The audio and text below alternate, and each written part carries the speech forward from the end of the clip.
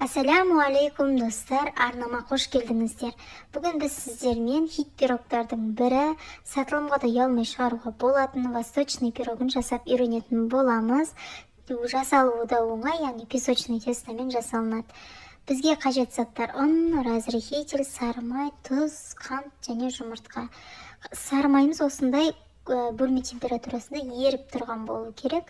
Үстіне қантымызды саламыз және де жұмыртқамызды салып, жақсылап араластыратын боламыз. Осылай барлығын салып болғаннан кейін венчиктің көмегімен жақсылап біркелкі масса болғанша араластырып аламыз. Егер менің каналым ұнап, сізге пайдалы болып жатса, маған тіркелуді және қоңыраушаны басуды ұмытпаңыздар. Менде осындай қоймалжың масса шықты. Енді осы қоймалжың массамыздың үстіне шым-шым кішкене тұз саламын, араластырып, ұнымызбен қамыр қопсытқышымызды да бірге біріктіріп жіберемін. Ситадан өткізіп алған дұрыс. Ұнды осылай барлығын қосып, жұмсақ, қолға жабыспайтын қамыр илейтін боламын.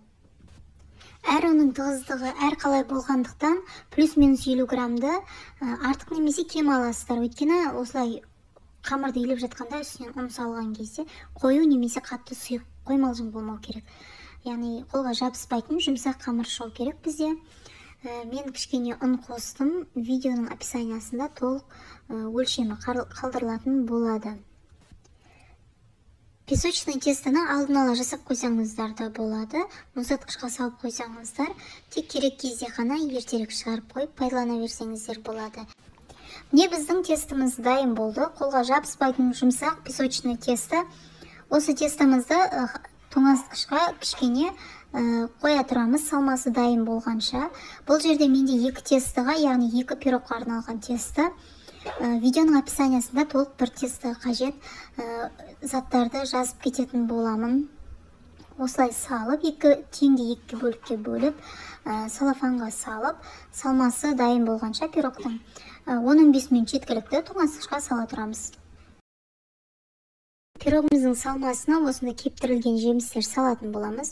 Олар өз қалауларыңыз. Мен осындай кептірілген өрік, кишмиш, грек жаңғағын пайдаландым. Алдын ала жақсылап жуып, тазалап, кептіріп аламыз. Менде барлығы кеуіп дайын тұр.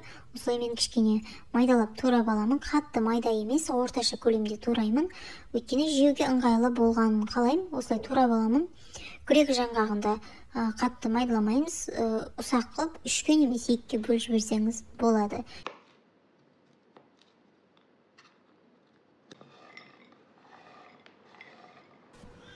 Мен үйімде де осылай майдалап турап алатын боламын. Енді салмасы дайын болғаннан кейін песочный тестаны тоңазытқыштан алып, оқтаудың көмегімен осылай қатты жұқа немесе қатты қалың етпей орташа көлемде жайып алатын боламыз. Жайған қамырымызды осылай формаға орналастырып қоямыз. Бортиктарын шығарып, әдемі етіп қоясыздар. Менде бұл жерде көлемі формамның 22 сантиметр. Негізінде қамыр 22-24 сантиметрге дейін жетеді. Осылай жайып болғаннан кейін үстіне барлық кепкен жемістердің барлығын саламын. Грек жаңғағын, кептірілген өрік, изюмді барлығын салып дайындап аламын. Кепкен жемістеріміздің барлығын салып болғаннан кейін үстінен сгущенка құятын боламыз. Сгущенкаңыздың сапалы және қоюлығының жоғары болғанына аса мән беріңіз. Өйткені пирог піскеннен кейін ортасын кескенде сгущенкамыз ағып кетпеуі керек. Сұйық сгущенка жарамайды.